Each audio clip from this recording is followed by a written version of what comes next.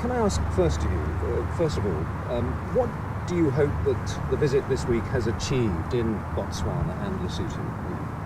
Well, if I speak for Botswana, Harry can speak for Lesotho. But what I hope in Botswana, it's raised awareness of the problems in Botswana to do with the wildlife and the human conflict. Obviously, Tusk Trust is one of those charities that I'm very proud to back, that has recognised these issues and hopes to tackle them. And I hope that it's left people with a feeling that there are people around the world who do care about many of the issues they care about. And in Botswana, I believe this is a particularly big issue. It happens to go all around Africa, but in this case, Tusk Trust has highlighted it in Botswana, so that's why we were there.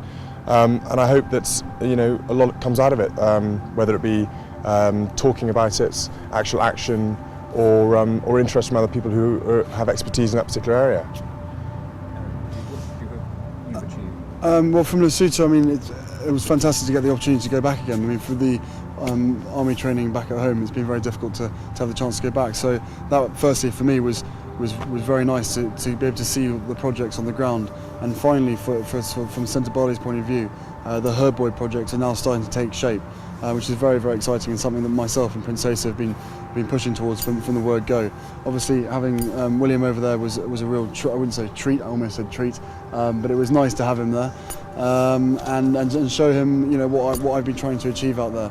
I hope once again, Centre Bali's always been my charity and mine and Prince Asa's charity.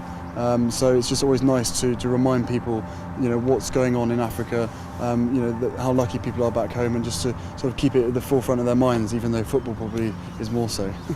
You both know Africa pretty well.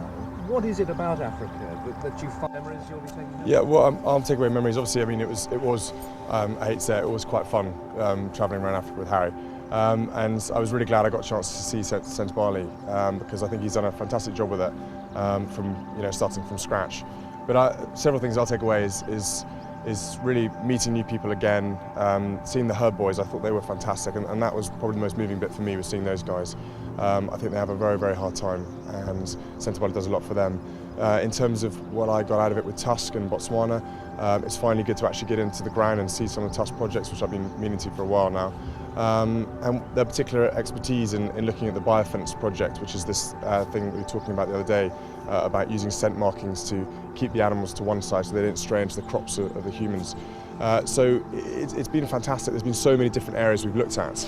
I couldn't pinpoint one exact sort of special moment, although England winning against Algeria tonight would probably be one of them. Come to that in a moment. Last question on Africa. Prince Asa recorded the speech last night that you created Centre Bali in memory, as you put it, of our dear mother. How real is that as a motivating factor, Harry, for you? I think the vision of mine and Prince Asa's from the word go is always going to be based around our mothers. I mean, that's a fact. I feel as I'm a stuck record every time that I get asked a question. It's always the same answer. But I think it's the same for. I think it's definitely the same for both of us. But I'm sure it's the same for a lot of people. You learn and you pride yourselves on your parents. And I've always hoped that I would always make my mother and father proud. And obviously my mother's not around, so yeah, I'd like to think that it should be proud of what both William and I do, not only in Africa but back home as well. Let's talk about football. You're off to the match tonight. What are your hopes for England tonight? Well, obviously 10-0 would be quite nice, Nicholas, but I don't think that's realistic. I think, bearing in mind it's Fabio Cafella's birthday as well today, I think couldn't be a better present than having England win at least 3-0 or something like that tonight. So a message to the team? Win, win, win. No, we need to score loads. No pressure. Well, they won't see it, so it's fine. But yeah, I think a win would be fantastic, obviously, but I don't think we should put a particular number on it. I think 1-0 is good enough. A win's a win. And how far do you think England can go? That's a loaded question. Obviously, I'd like to think we could go all the way. Realistically, there's some other very good teams in the competition. I think we saw the other day an upset with Spain against Switzerland. I think it's taking some of the big teams some time to get into it. So I think the altitude, the ball, all the sort of things we've been talking about, in the media and stuff. I think they are playing a bit of a part. So I think we'll find our strides, in the next few games. And I think, I'm ever optimistic. I wouldn't want to say, how optimistic, but I'm ever optimistic we'll get. He sounds more of an expert than he is president of the FA. How far do you think? I'm more of a rugby fan, but I mean, as William says, you know, the ball, the altitude, lots of things have been surprising people. I think this seems to be a World Cup full of surprises. I mean, the scores have been much tighter, the games have been tighter, there's already been a few surprises. I really hope South Africa get through because the atmosphere, and speaking to all the kids in the hospital today, it's just really nice to see the support. Whether they've got their hopes up too soon, I'm not too sure, but I wish them... You know what you're talking about, do you? What? South Africa? I wish South Africa a huge amount of luck, and yeah, England, let's see what happens. Fine.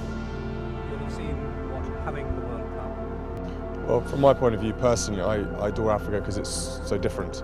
I like getting away from the cities, from the busyness of London and places like that. I like being anonymous in Africa. I like meeting the new people. I like the wildness of it all. It really brings out the real sort of spiritual side of Africa, which is, you know, you connecting back to your roots almost. And I like getting away from everything and interacting with the wildlife and the environment, things like that.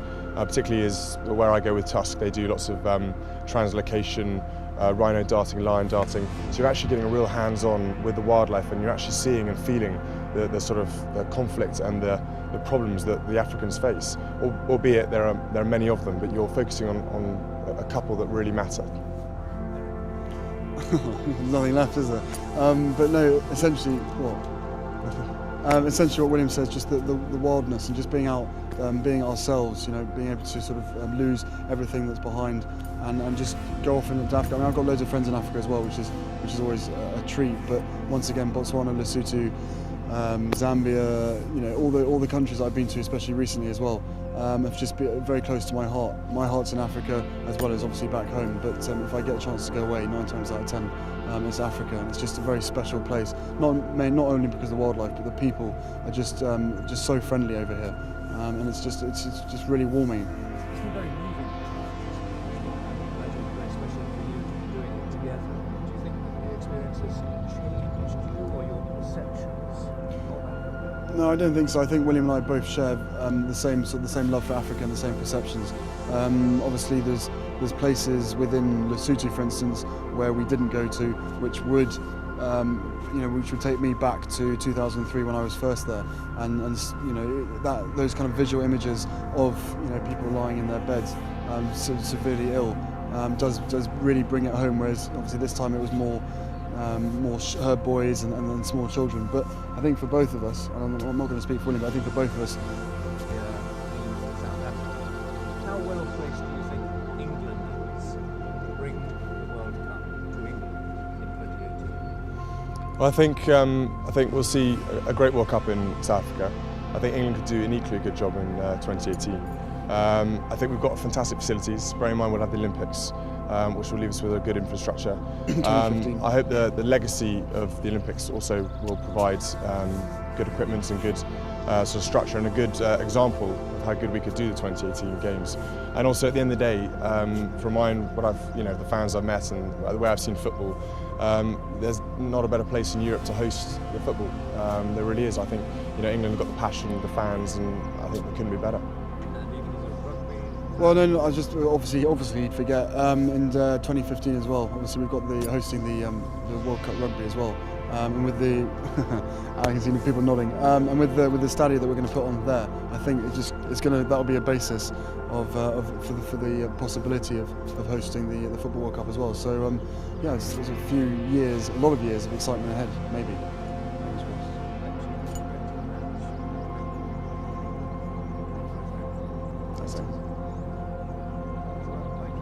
Thank you so much. No,